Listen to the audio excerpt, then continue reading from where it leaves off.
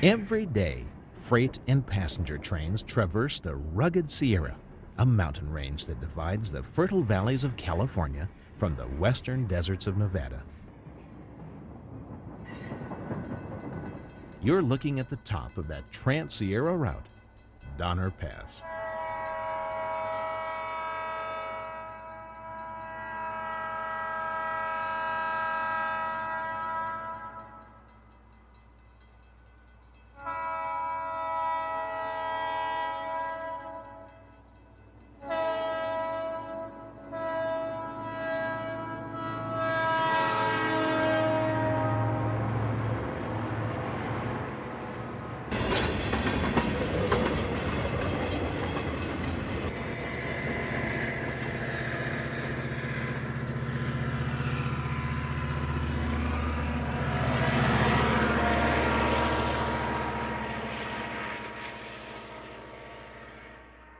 Donner Pass was named after a pioneer wagon train that was trapped in the winter snows of this region in the mid-1800s.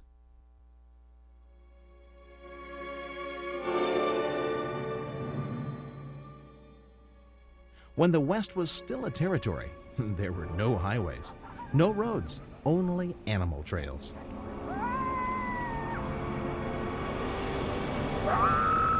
Now, while the Indians had lived here for several hundred years, the first white men to enter the West were explorers and later trappers.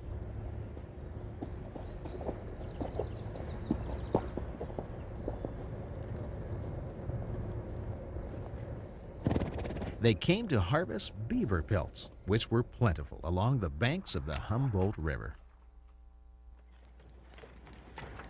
Then came the immigrants, looking for a new promise. Leave the leaders go! Leave them go! Leave them go! Go! Go! Whoa! Whoa!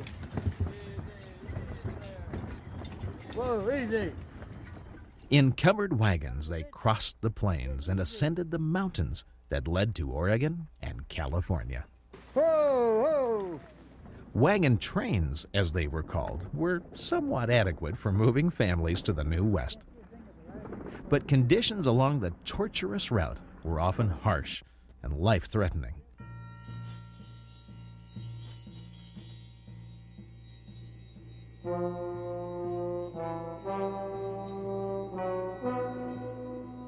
In the snows of winter, only the hardiest survived. Many more did not. In the summer, mile after mile of swirling dust clouds choked their lungs. The parched desert alkali cracked open the hoofs of the animals. Grit and powdery chalk-like dust covered everything in the wagons. Through long desert valleys which seemingly had no end, these pioneer families would travel for days without water. And when they finally did find water, it usually proved to be more of a problem than a blessing. I can't stop! I can't stop! Get on! I can't stop!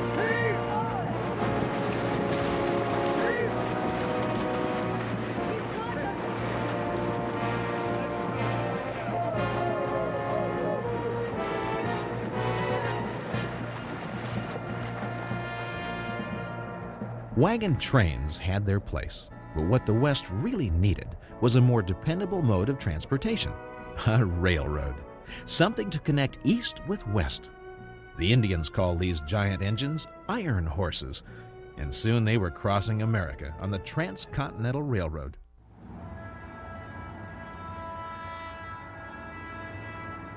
A roadbed still used today by the Southern Pacific Railroad.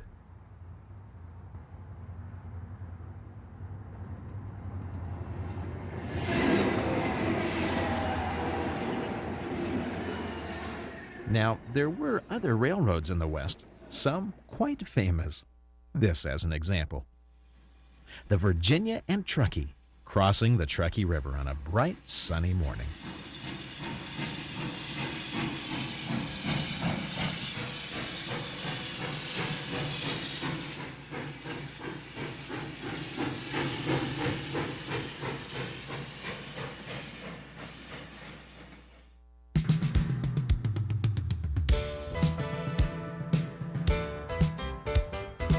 The V&T, as it was called for short, was known as the Golden Girl of the short line railroads. The entire roadbed was less than 50 miles long, but in that short distance, it carried millions of dollars in silver from the Comstock mines of Virginia City. Baldwin Locomotive Works of Philadelphia, Pennsylvania, built a series of classic steam engines with large drive wheels that could negotiate the sharp turns to Virginia City. The rails were shipped all the way around the Horn from Sheffield, England, where they were originally forged. These old V&T engines are highly prized in collections all around the country. Many were sold off to movie companies, which most likely saved these grand old iron horses from being cut up for scrap metal during the Second World War.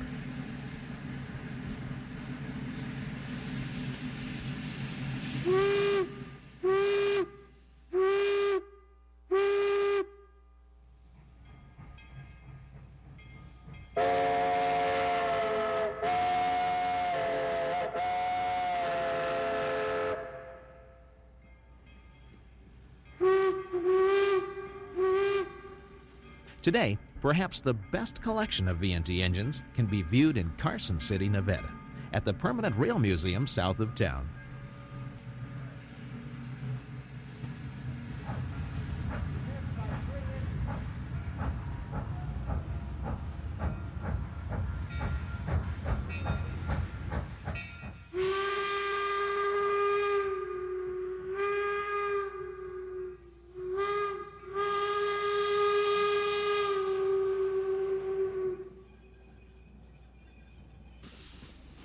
This is one of the early V&T engines called the Inyo.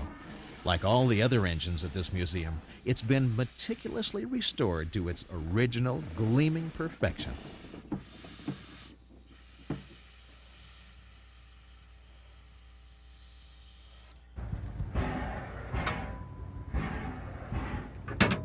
The boiler is wood-fired, and the brass is usually all shined up like Sunday.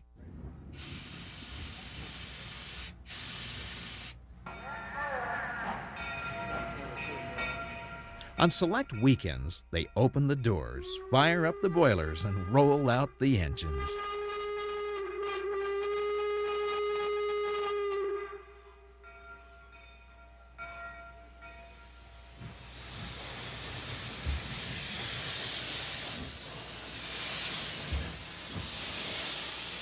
Now, occasionally, the engines pull onto this device that looks like a bridge. Actually, it's a large hand-operated turnstile, sort of like an overgrown merry-go-round for trains.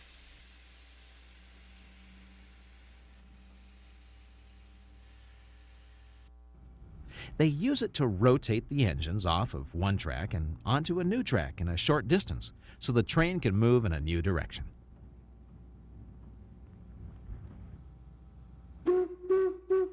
They blow the whistles, clang the bells, and you can take rides on these wonderful old trains in Carson City.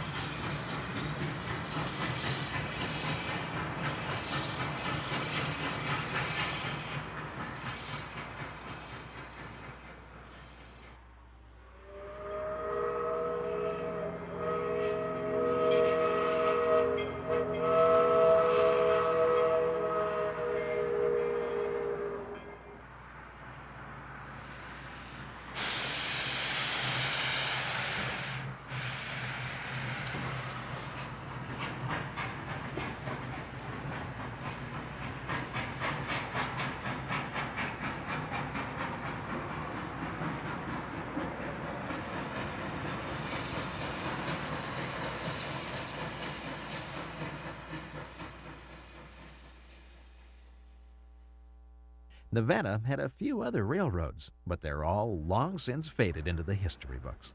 They ripped up the rails, cut up the engines for scrap, and the sound of their once majestic passing is but a whisper on the wind as it blows across the open desert.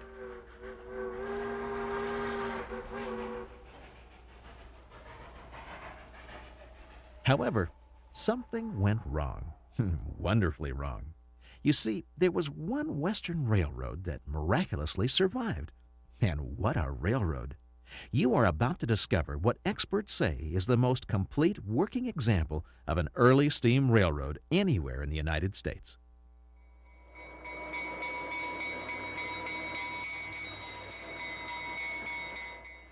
It's complete because the railroad and all the shops were used right up until 1983. The water tower, it's still here. The car shops, the passenger terminal, the dispatcher's office, everything.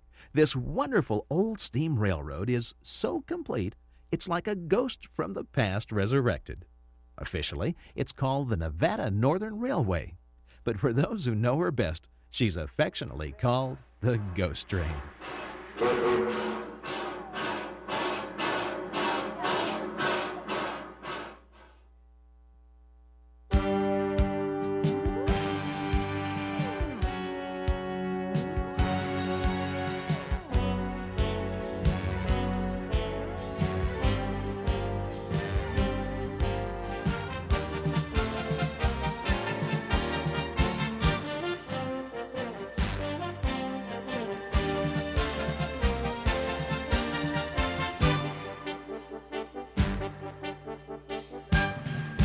In the northeast corner of Nevada is one of America's newest natural parks, the Great Basin National Park and magnificent Wheeler Peak.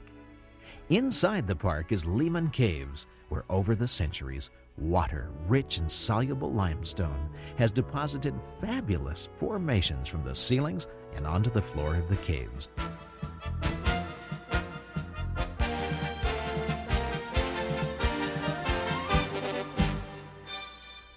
While the caves are deep inside the mountain, the flanks of this lofty peak support the oldest living things on the face of the earth, the bristlecone pine forest. Clinging to the rocks above 9,000 feet, the bristlecones have lived here in freezing cold and isolation since before the coming of Christ. Now, nearby all this grandeur is the thriving town of Ely, Nevada. It was but a few miles west of here that Mother Nature cleverly deposited in the ground one of the largest copper ore bodies in the world.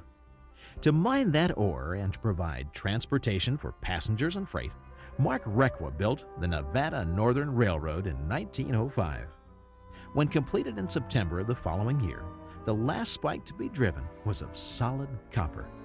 In case you're wondering, that spike is still kept in a dusty old display case on the campus of the University of Nevada, Reno.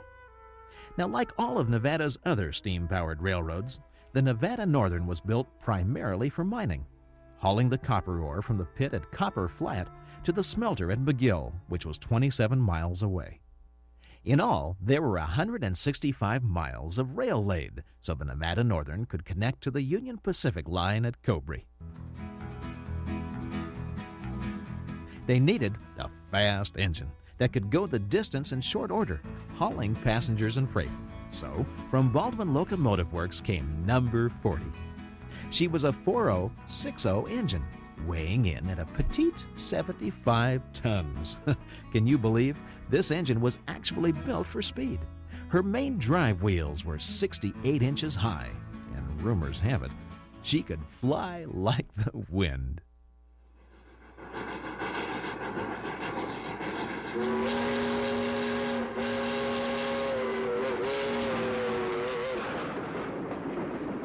Nevada Northern passenger train had the fastest schedule of any train in the country. Now, whether that was true or not, I don't know, but I've heard 3 or 4 of them claim that. And I have ridden that old 40 at better than 80 miles an hour out there on the main line. I can't remember whether it was Pop Hartman or Roy Noble used to run it. Mm-hmm. Both of them did.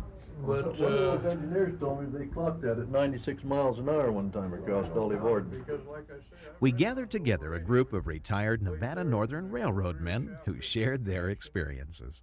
you watch them mile boards go by and look at your watch and time it at 80 miles an hour. That like killed myself out there at Shafter one day getting off of it. I was used to these freight engines, you know, the exhaust on them. You never pay any attention how fast you're going. You just listen kind of subconsciously. I got off this, went down there at that switch to head them in on the pass there, Shafter, and I got on the engine riding up, and I just thought to myself, when it gets going fast enough, I'll get off. And I was just listening, you know, shooting the bull with a hog head, and pretty soon I'd start to get off. Man, that old high-wheel 40 was turning over there, but we was doing about 40 miles an hour. And I got off, I tore up dirt from here to the office building over there. Didn't fall down, but I was sure taking some long steps. You know, they don't have to turn over very fast to be doing 40 miles an hour, those old drivers. I learned that the hard way out there that day. Number 40 hauled passengers and freight from 1910 through 1941. When buses and cars became more popular, Number 40 was retired. But before she was tucked away for a Rumpelstiltskin nap, the railroad completely overhauled the engine. Then it was pulled into the barn for the last time, where it has remained in storage ever since. When the price of copper declined sharply, the mines and eventually the railroad were closed. As a gesture of goodwill to the community, Kennecott Copper Corporation donated a major share of the railroad to stand as a working museum. We decided to find out more, so we packed up our broadcast cameras and headed out to Ely.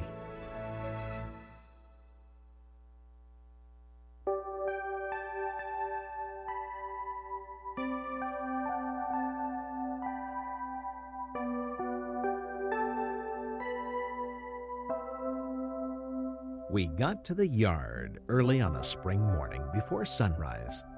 We poked around the shops to find out what makes an old railroad, and here's what we discovered.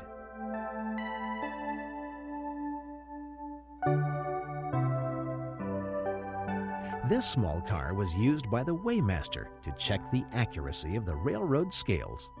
Freight was shipped by the pound, just as it is today, so you can bet your bootstraps accuracy was important.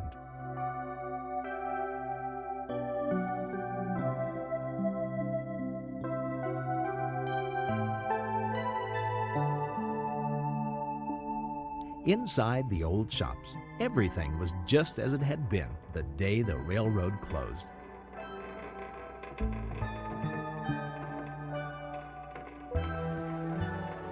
You could still smell the musty, aromatic scent of old leather and canvas.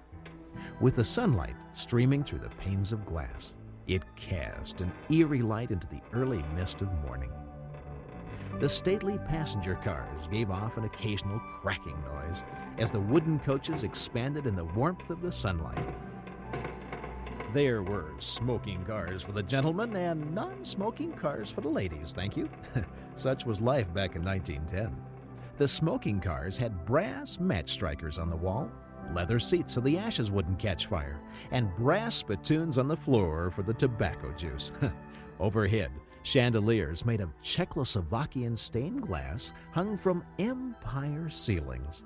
The walls were made of inlaid wood with gold leaf stencil. Now, this device is a steam-powered rotary snowplow, only one of 7 in existence. And here is the slag pot, a special car designed to haul off the molten slag from the copper smelter. This big pot tilted to one side to dump its fiery load into the slag pile. There was lots of old rolling stock parked on the sidings between the shops. Why, they've even got the original caboose. The Nevada Northern won several safety records over the years, as you can see by the signs. And back then, they didn't care for traveling salesmen any more than we do today. But make no mistake, this was a proud line that was run by the numbers. I talked with Museum General Manager Dick Reynolds. I think that this railroad is very unique, simply because there's a little of everything they've ever had is still here. And it's amazing how they've preserved the original feel of the railroad going all the way back to 1906 when it was completed. But for instance, there's a room full of the old Edison glass jars for the original telegraph line. These were the Edison batteries that powered the first telegraph, and for some unknown reason they're still here. We're of course delighted that they are. And this is all part of the museum now, all of these parts? And Yes. This is an unusual museum in that it's just the way the railroad ended service in 1983, when there was no more need for the railroad line. Why, it's been preserved, and we like to show it to the public just as it is. The general offices, the machine shops, the roundhouse, the car shops, and we've just left everything just the way the railroad left it. They were right in the middle of a project of repairing a wheel set for one of the diesel locomotives, and the day they stopped, the axle was still in the lathe, and it's still there 5 years later. And I think that Kennecott has done a marvelous job in presenting not only the steam engine and its train, but these marvelous facilities basically to the community of Ely. meanwhile, outside by the engine house, they were rolling up the door in anticipation of our filming. And there she was, number 40. Overnight, the firemen had banked a fire in her boiler so the firebox and water jackets would stay warm.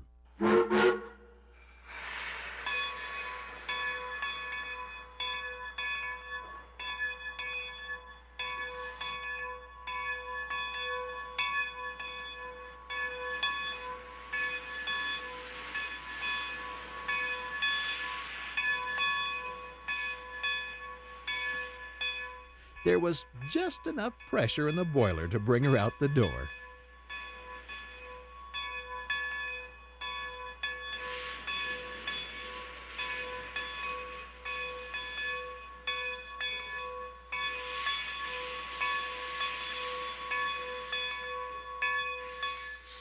The young fireman talked with Nevada Northern veteran T.J. Buck Lanny about the engine. Then they emptied the ashes from the firebox, just like you open the grates on the bottom of a stove.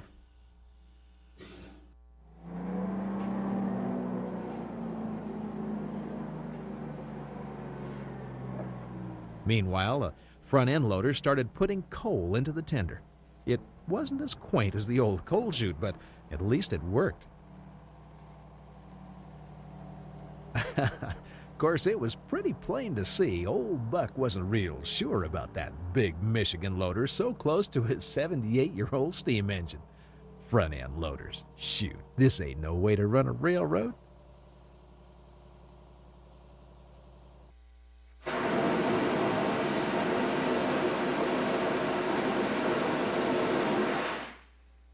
Next, they opened the blow-off valve to eject excess water from the boiler.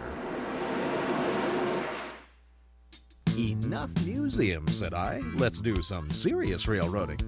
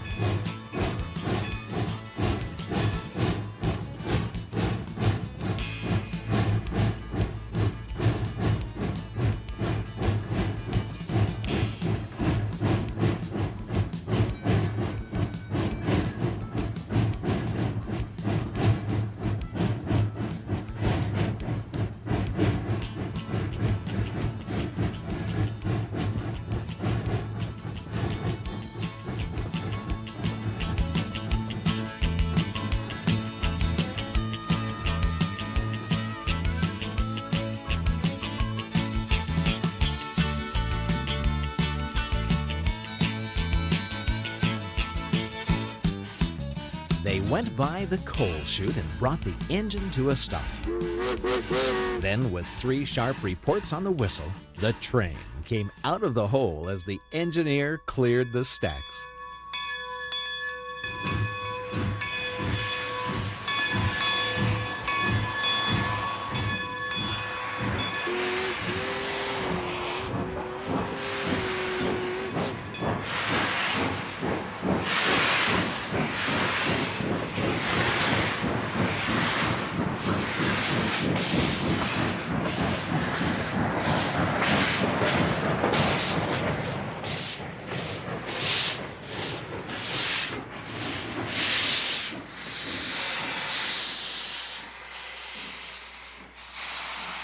It's amazing, the unlimited power of steam.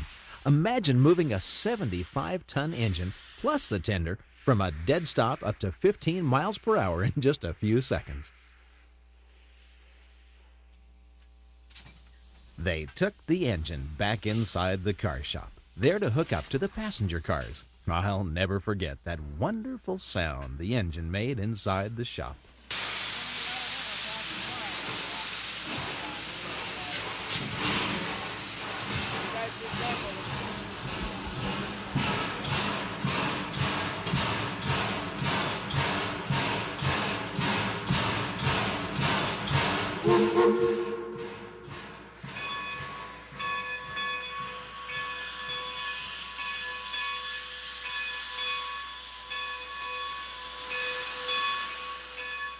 Then, with a gentle nudge, we eased forward with the cars in tow.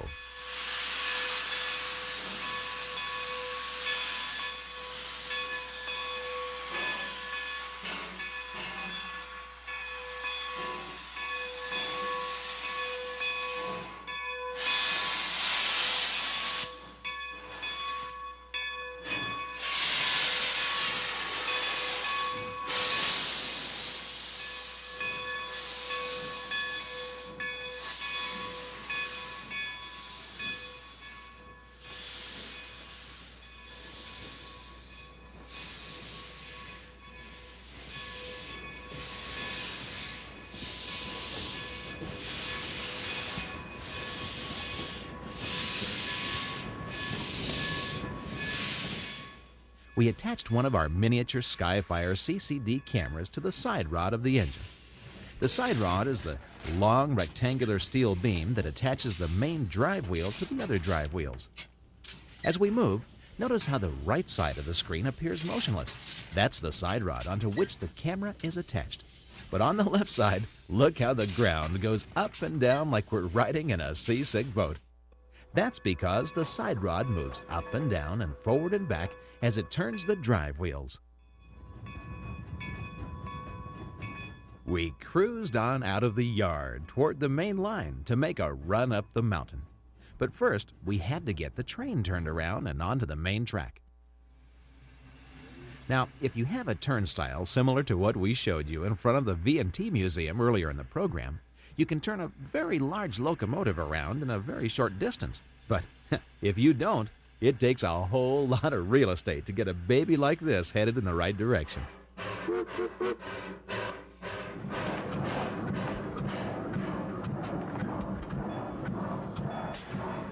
The engineer gives 3 short blasts on the steam whistle, which means the train is going to back up. As we turn up the siding, which curves away from the main yard track, we hit a bit of a slick spot, you know, placed there by wild, deep forest gnomes during the night. Watch what happens to the drive wheel as it loses traction on the steel track.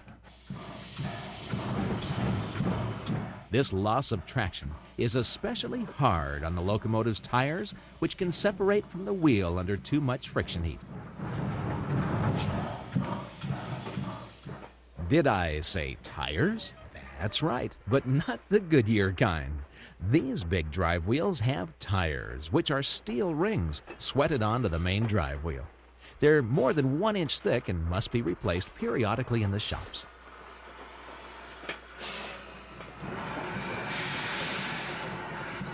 Now back to the siding. They throw the switch and the train moves forward onto a new siding.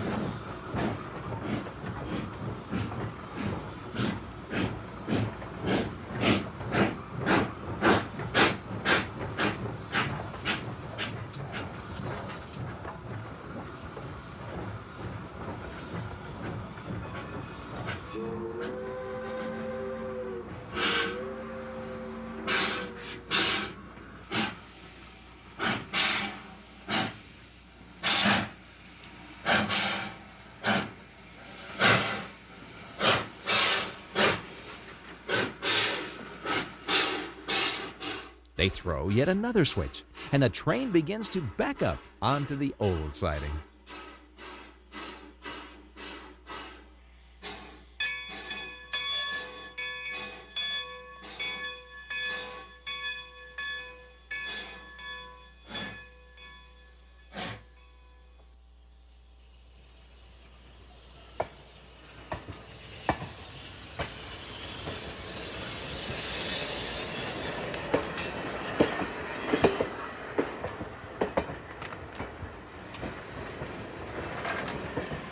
As we roll down the track, here is a view from under one of the Nevada Northern's old wooden passenger cars. Well, in the early days, cars were built out of wood. They had wooden center frames and center beams and side beams, and therefore the truss rods were used to give them strength. And it's just like a truss bridge.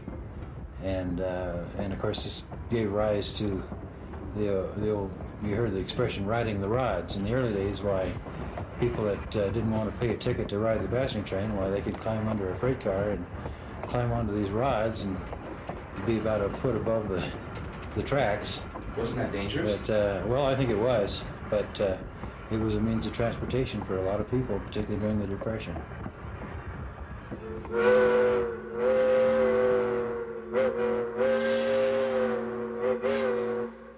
The train must pass one more switch before it can pull onto the main track. Listen to the sound of this engine.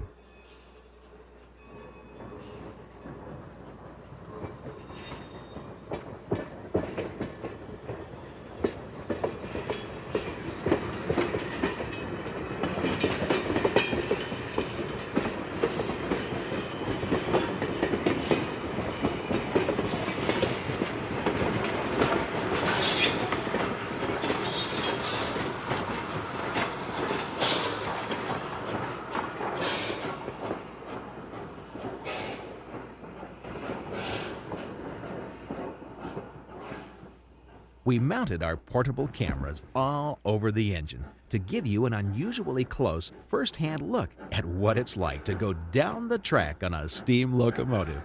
Naturally, we were concerned about vibration, so we made a short test run to check our systems before climbing the mountain. That's cameraman John Ford of our staff in the red shirt up on the engine, recording a little bit of sound.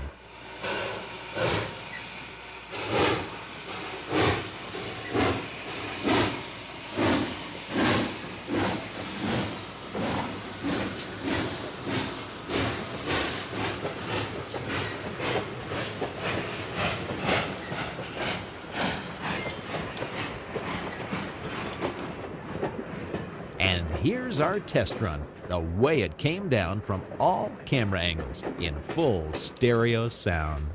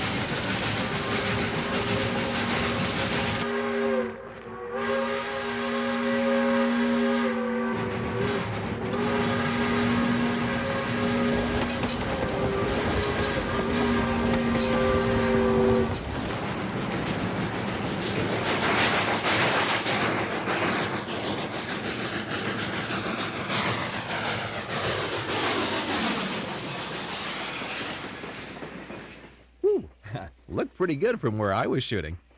They finally got the train shut down and then slowly backed up into position for our run.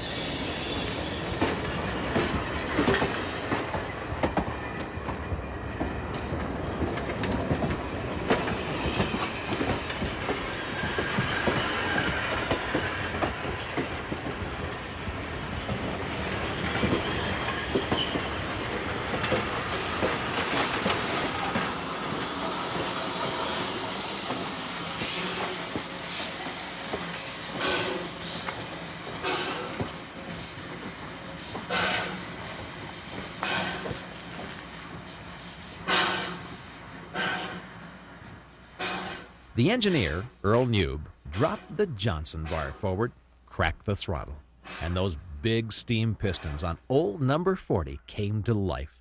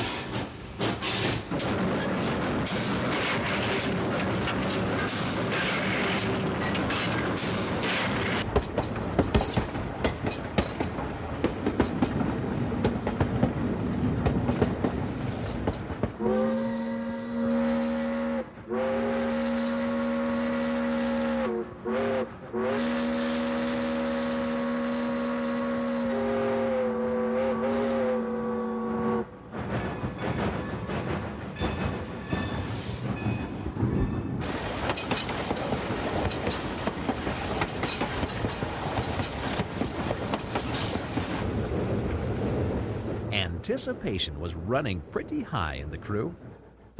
We've shot a lot of high-speed jet aircraft and mounted our cameras all over the place on classic World War II fighters. But this was my first ride on the front of a hot, dirty, sooty, sweaty, steam-powered locomotive. Was I excited? George Bush, read my lips. I was pumped. Now the train began up a gentle incline that parallels the town of Ely on our left. From the camera inside the high railer that's just in front of the engine, it's a pretty bumpy ride, a lot more than we had imagined.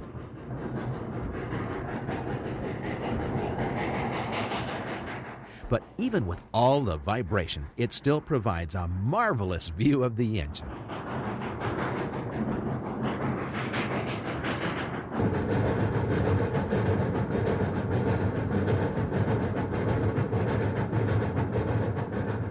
From the station in East Ely to the top of the mountain where the line terminates at Copper Flat, it's a 9-mile run, 18 miles round trip.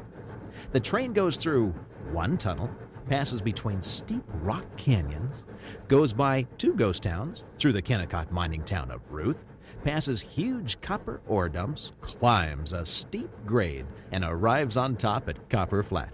It's an hour-and-a-half ride round trip, and these are some of the highlights of that run.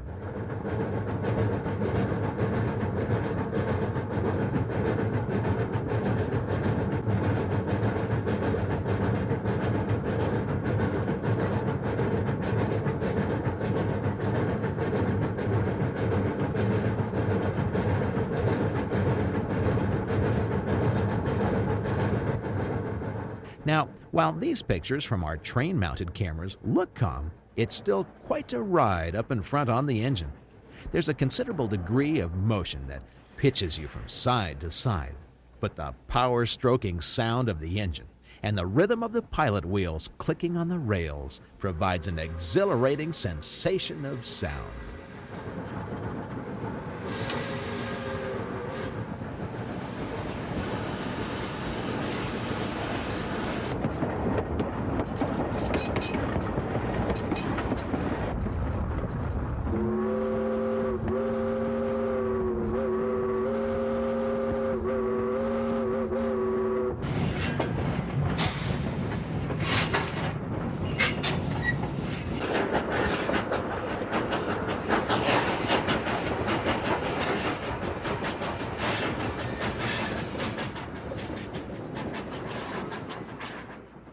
Although we were on relatively flat ground at this point above the town, the firemen began to shovel coal feverishly into the hearth.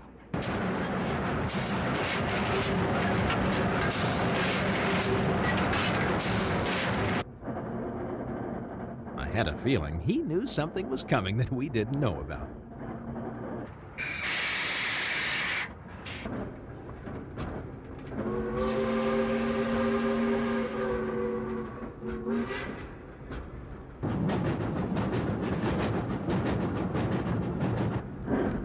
Here comes the tunnel, But we've got problems. The high railer with the camera in the back has got to slow down, or it will jump the tracks inside the tunnel. And that big old 75-ton engine is not slowing down. Let her go!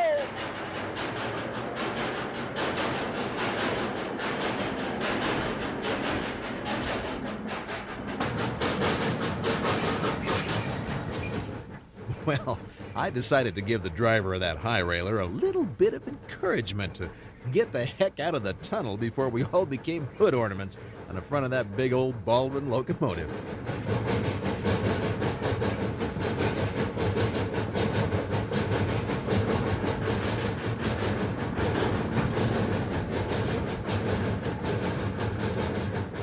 As we cleared the tunnel, the grade began to increase sharply, and boy, did that engine work.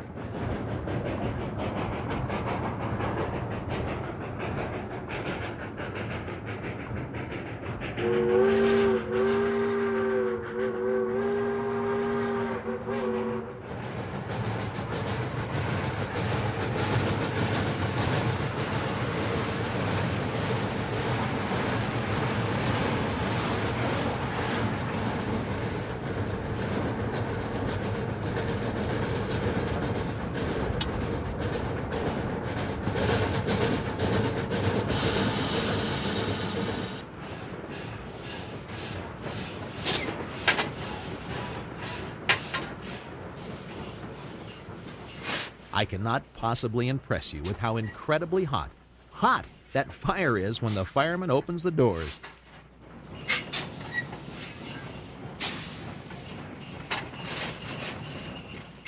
Those doors are air-activated by a foot trundle lever on the deck of the engine.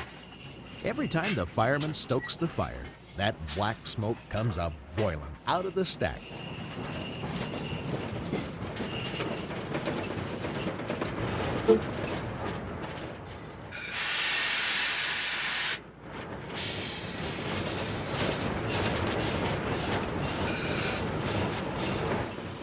Well, when we're starting out of the station, Earl will be working a very light throttle, and that gives, I'll try and build the fire up fairly light and even all around, and as he starts to work the engine harder, I shovel in coal proportionately to the amount the engine works. I also have to balance that against the amount of water that I put in the boiler with my injector, so I don't kill the steam pressure by putting cold water in it and everything. The locomotive will use about 1,000 gallons of water and 1.5 tons of coal in one of our hour-and-a-half excursion rides. So there's a fair amount of shoveling going on and a fair amount of water being used up.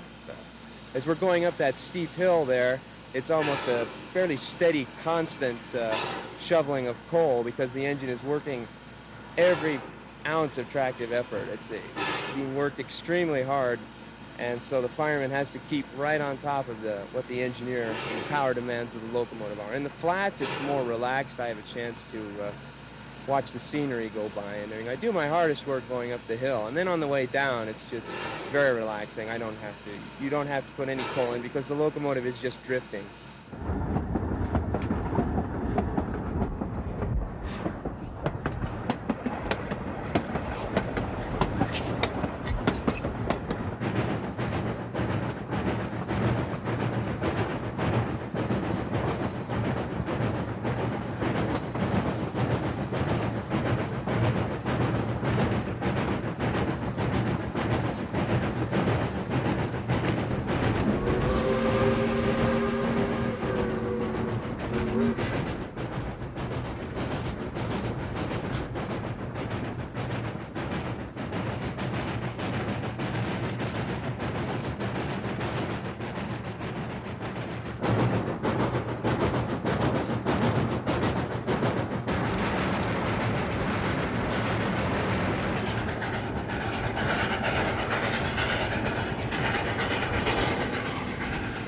Nice thing about a steam train, you can see it coming before it gets to you.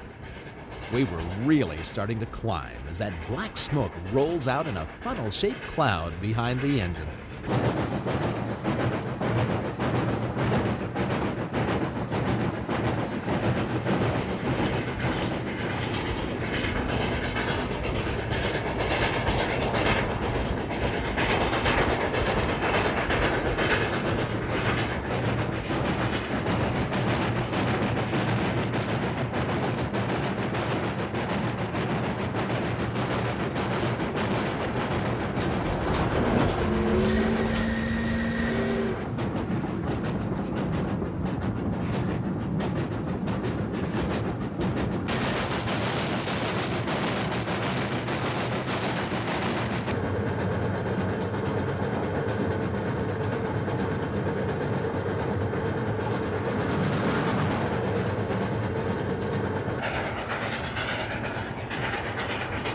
Under the highway overpass and up past the town of Ruth chuffs the iron horse. To our left, the ore dumps announce our arrival at the copper pits. Now we really start to climb.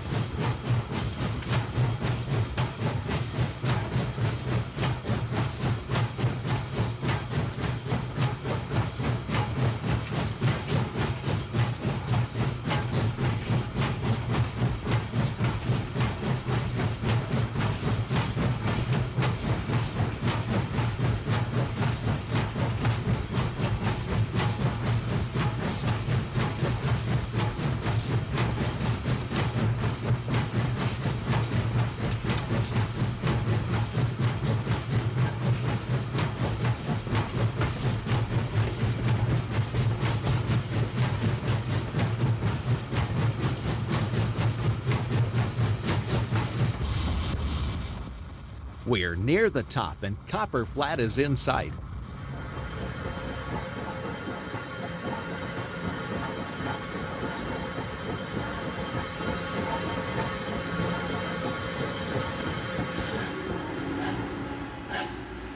We made it, and the engineer comes off the throttle.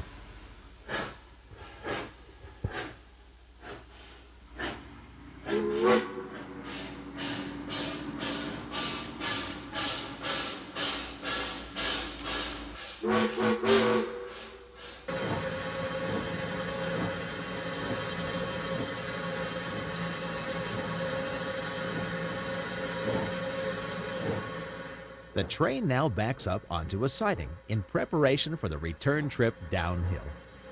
To the side, the old mining sheds of Kennecott Copper sit in quiet repose.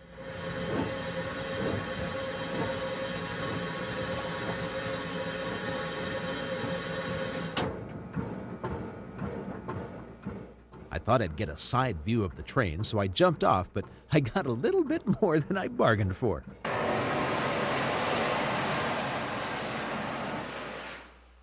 Oh, yeah, that's what you call letting off a little bit of steam.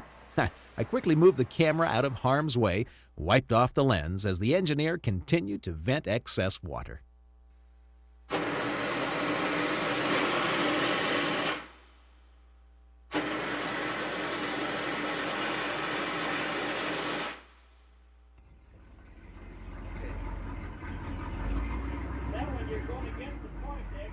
They backed up the fire rig in preparation for the return trip, and then we started down the mountain, under the seasoned eye of Buck. You know, he wasn't the oldest Nevada Northern employee we spoke with, but even in retirement, steam was still in his blood. The steamers? Yeah, well, they were lots more colorful to work on. You had more side motion on them, moving. Had the exhaust, plus you had the hot fire. Just more colorful to work on than the diesels. T.J. Buck Lanny went to work for the Nevada Northern in 1942. I was a locomotive engineer. I started out as a fireman on the steamers in 1942. I got promoted to engineer in 1945.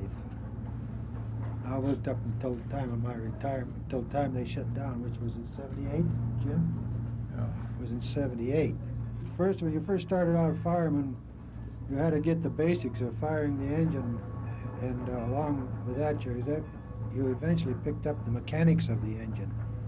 And before you became a fireman, you had to take a written examination on the book of rules, plus you had to take the written examination on the working of the engine. Science of locomotive management. Yeah, science of locomotive management. And the air. And the air, yeah, anything pertaining to the engine. And I think when I first started out, if I remember right, I worked 13 days to get what they call my first okay. You work 13 days for free. They give you your first okay. It was good enough. It was good enough for your first okay. And after you got that You went with a different engineer and got your second one, and then you went from him and got your third one. Am I hearing reasons why there was finally made a union? Well, it was a union then. Yeah. Sometimes we used to work as long as 16 hours on them. Come in off an 8-hour shift and get off of one engine, get on another one and take off. As we pass the old steam shovels and haul-packed dump trucks that once helped move all those mine tailings, you could see it in his eyes. The pride of a man who had made his money the old-fashioned way. Oh no, he didn't just earn a living, he worked for it. It was a minute late, so I want to know why. They didn't care much about an hour, but a minute or two, that was really... When I first started Interesting. running engine, I got a letter. Come back to work one day, and I got a letter from the conductor, and I opened it up. It was from the trainmaster. Says, I noticed by the timesheet yesterday he was 4 minutes late coming off the hill. Says, if you can't do better than that, come to my office and we'll have a talk. So I didn't even go to the office. I just managed to be 4 minutes early all the time. That's why you used to scare the hell out of me, huh? When we first come to work here, we put our clothes on before the whistle blew and took them off after. But when I retired, we used to put them on after the whistle blowed and take them off before they blowed.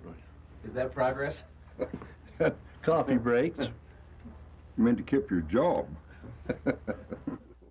And I started working with the track gang. I didn't even know the English language. Where did you come from? Italy. We sat down with a group of retired Nevada Northern employees to hear their stories.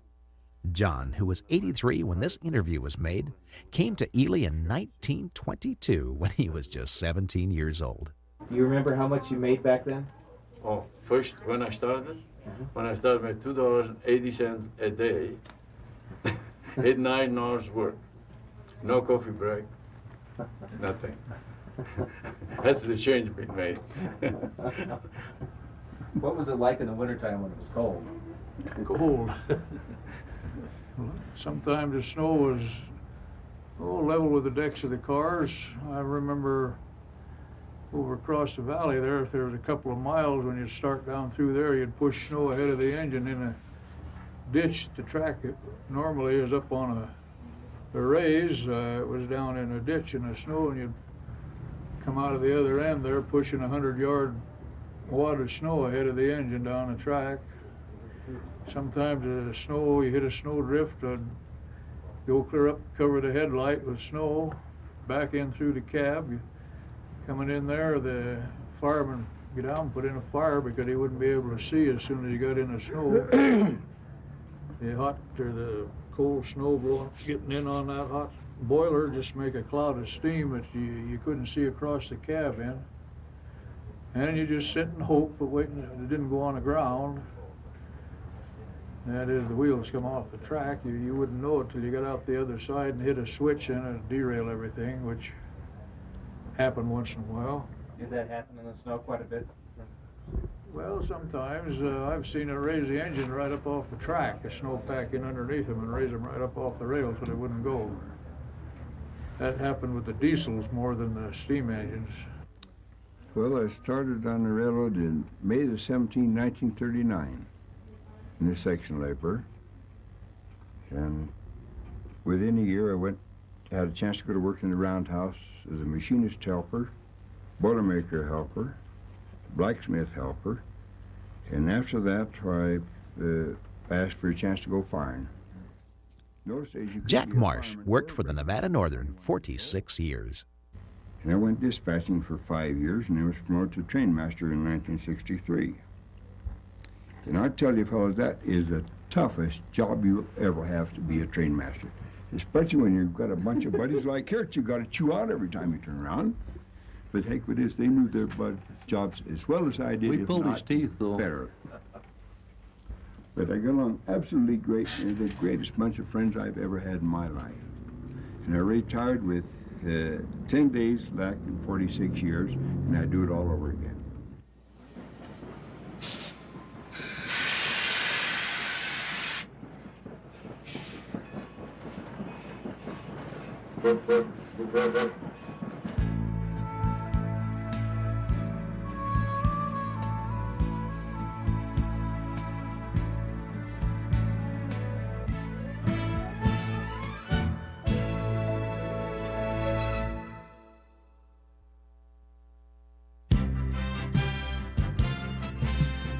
Next morning, everyone hit the streets to celebrate the town's birthday.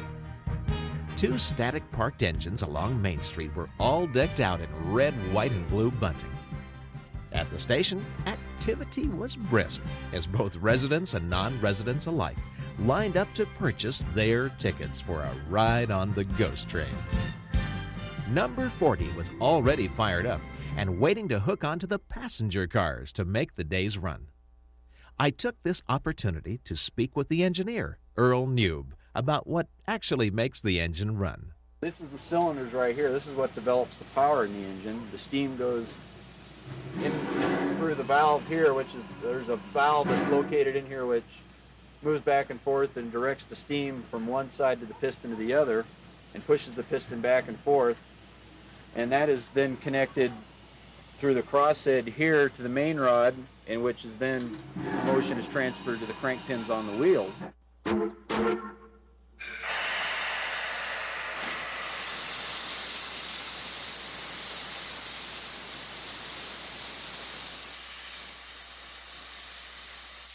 They backed her into the shop, closing the couplings on the observation car.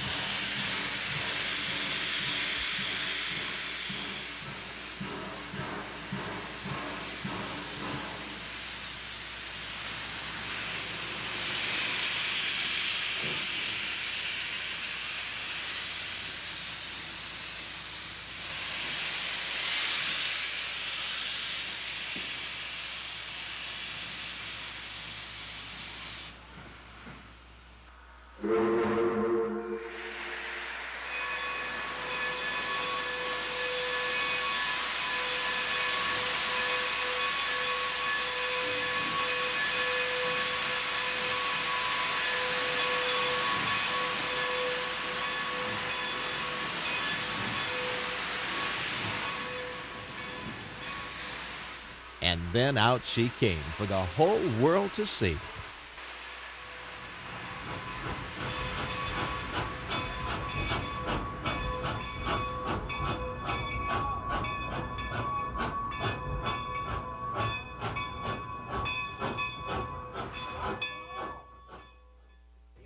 The passengers jockeyed for position to get a good seat, but on the ghost train, there wasn't a bad seat in the house.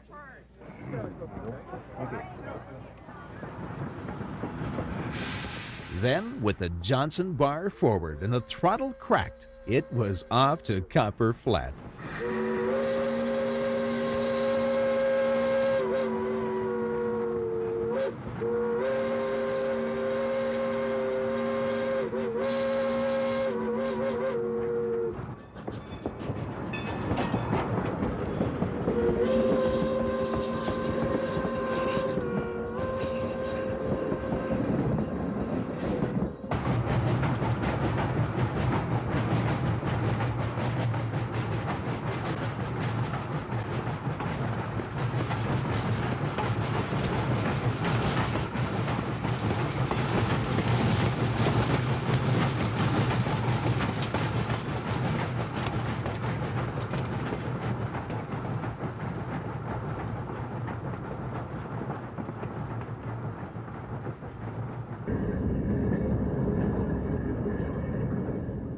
Not far behind the train, the fire crew and the high railer followed up just in case sparks from the engine ignited any dry brush.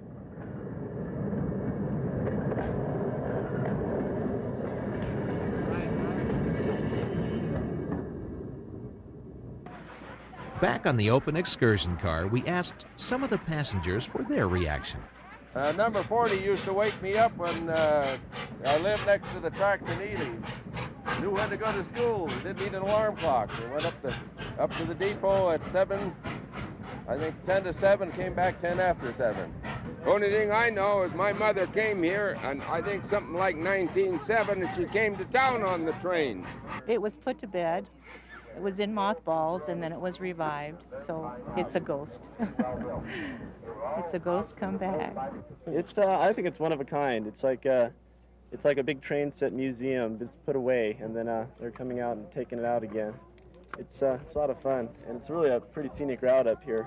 It's been so long ago that when we knew it, it used to serve the towns, and now young people don't even get a chance to see a train. You know, it's a shame the way things are. Not a real one anyway. One of those diesel jobs maybe, but not one of these.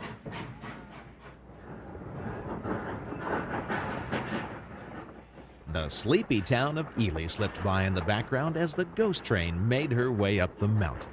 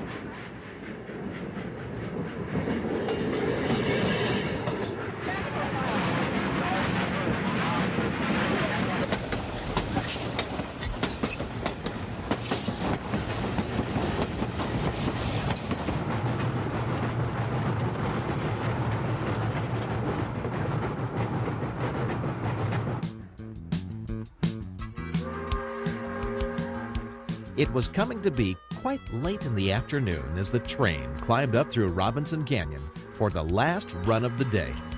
The crew, well, they'd put in a long day and their tails were a dragging.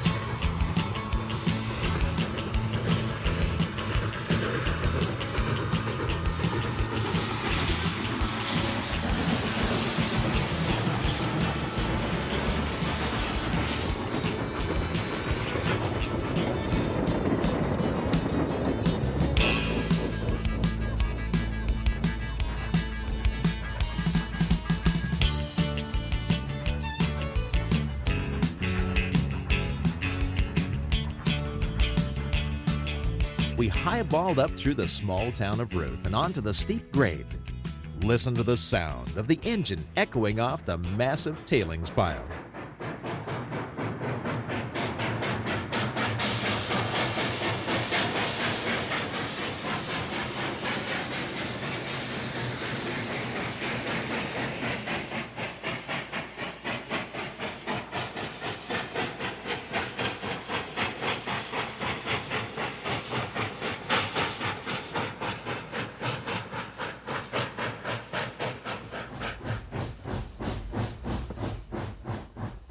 The late afternoon sun cast a long shadow of the train onto the ore dump. I watched in fascination, daydreaming that I might in fact be riding on a real ghost train.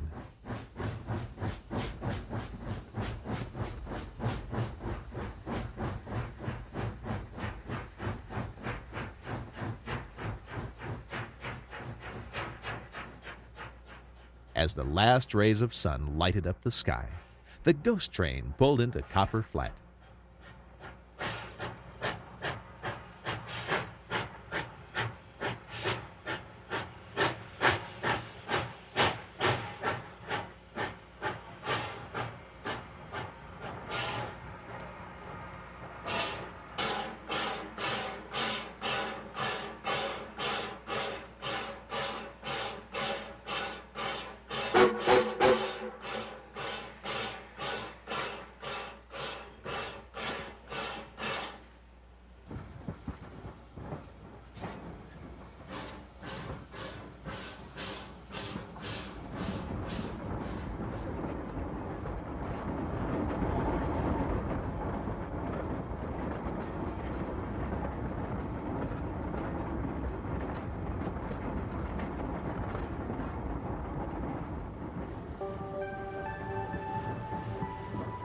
It had been a long day, but one I'll never forget. As I sat up on the front of the engine, watching our shadow, I wondered how many people before me had ridden this train, gazing off across the countryside, thinking the same deep thoughts that I was thinking.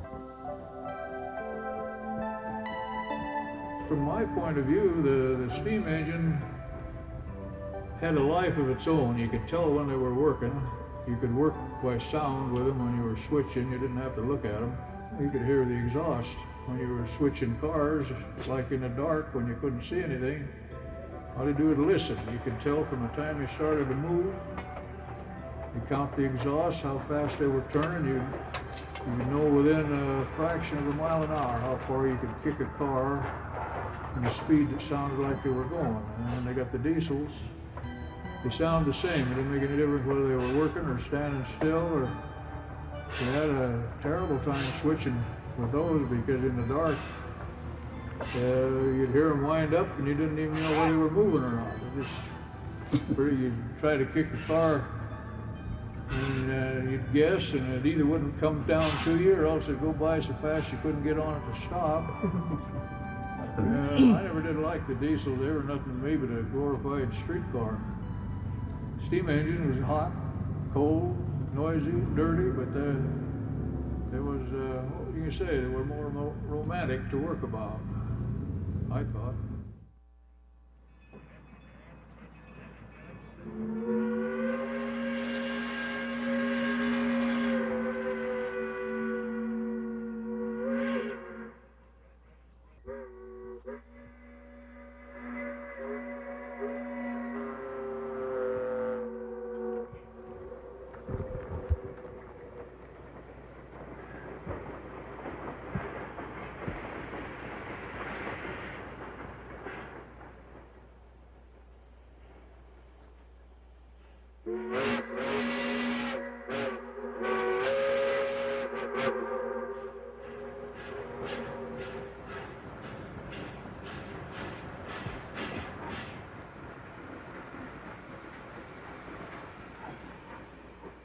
Well, that's the ghost train.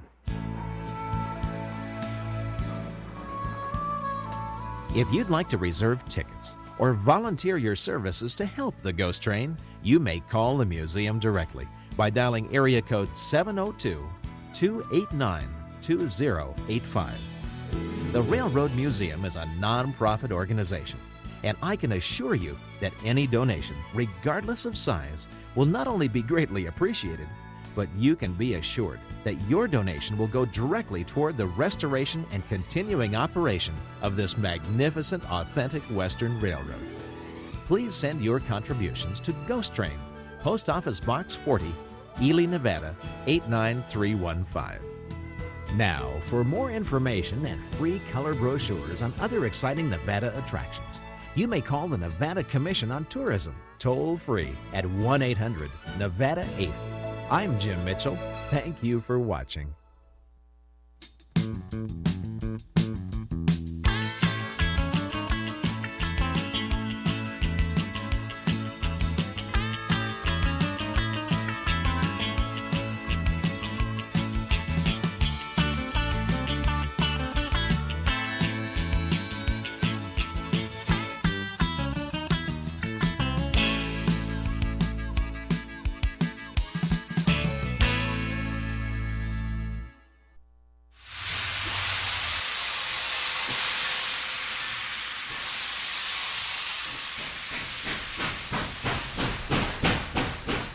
Imagine if you could ride side by side with the engineer aboard the biggest steam locomotives in America.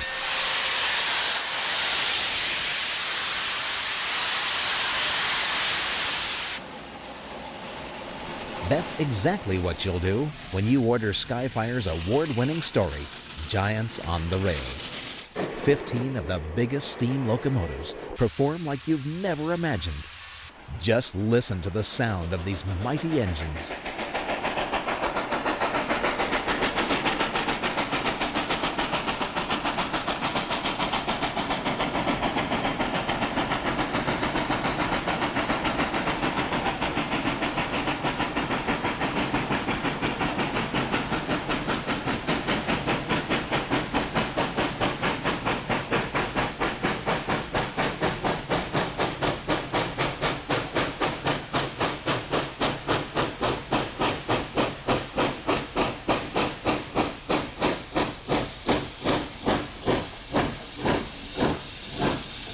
travel through some of the most beautiful country in America. Down that mountain, making 90 miles an hour, when his whistle broke into a scream.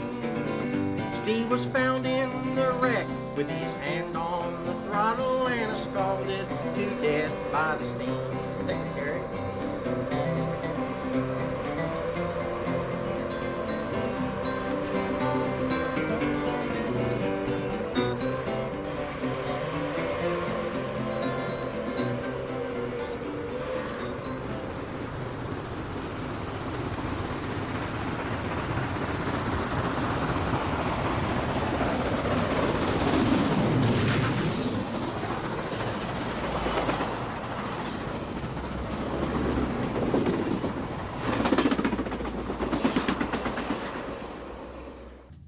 From Cheyenne, Wyoming, comes the biggest operating steam locomotive, the Union Pacific Challenger. Ride along San Francisco Bay aboard the SP 2472. Climb the mountain up through spectacular fall leaves aboard the Western Maryland Scenic Railroad.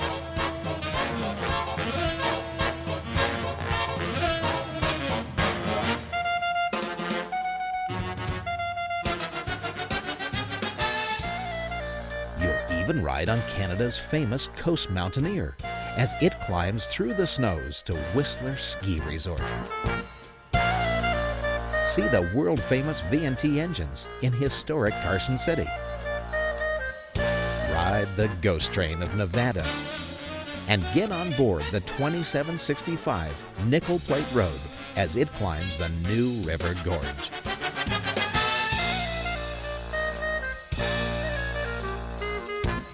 You'll also see vintage diesel engines of the Baltimore and Ohio, and America's Freedom Train, the Daylight, the most beautiful steam locomotive in the world. Never have so many interesting steam locomotive stories been rolled into a single tape.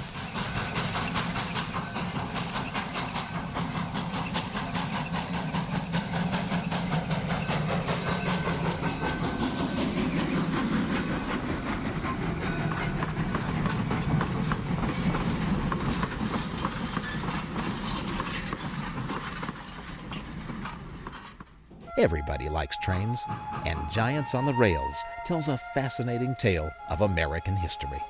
A spellbinding story you'll never tire of watching. Kids? Ho ho ho!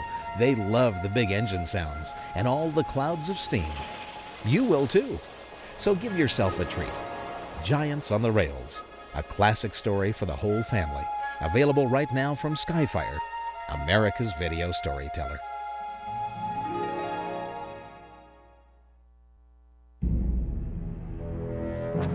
Fasten your seatbelt. Turn up the sound. Across the Black Rock Desert comes the greatest jet fighter in history.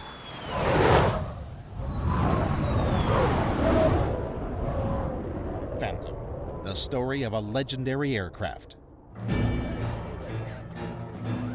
From the jungles of North Vietnam to the battlefields of Desert Storm, the F-4 was undisputedly America's greatest jet fighter.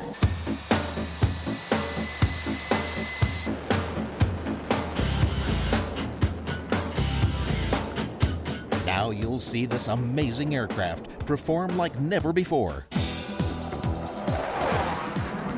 Knife over ridgetops of the rugged Sierra. Chase down canyons right on the deck. You'll see it all. You'll hear it all in this amazing new production. Wingtip to wingtip, canopy to belly. There's nothing like this video anywhere. Over 100 minutes of the most outrageous in-flight video you'll ever see. Your friends will be stunned. Children will finally understand. Phantom makes you proud to be an American all over again.